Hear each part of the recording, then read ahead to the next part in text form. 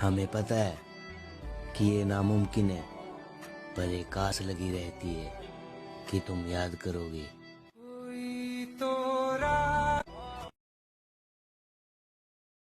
शादी लई हा गाँव भर बताई, हरिया रंग के चूड़ी लई हा पहनी है सासु माई, जरूर लेकर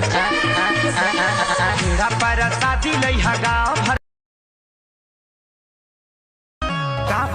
चकौआ ना भुलाए बिये राजा जी, हे जी बांधे खाती घंटी ले ले आई बिये राजा जी।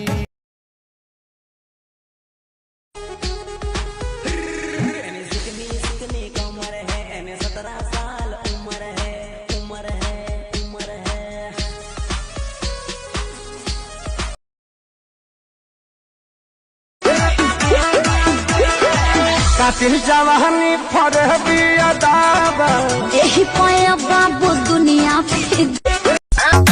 Hello baby, Priyanshi I love you, अबे ओ गटकड़ी मरेदागी।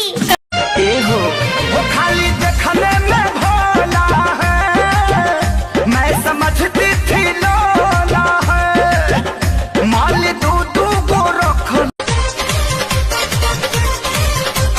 कहाँ बितवलो ना कि रतिया, कहाँ बितवलो ना, कहाँ बितवलो।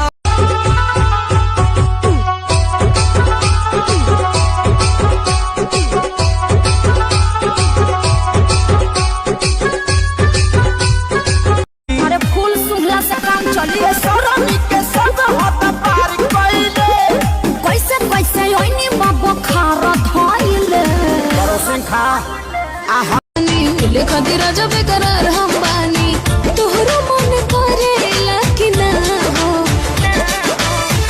व्हाट्सएप के मैसेज बन के धनिया रहनी कुवार खूबे लेला मजा, तू खइला बसिया तू खइला ताजा। पहिले वाला बात न ऐसन चलेली, राजा जी हमारो लागे कि फिर नहीं मिली, होके न मिले हमारा के सैया की रानी। राजा ऐसे कहे देखो रहो जैसे देखो ना पहिले।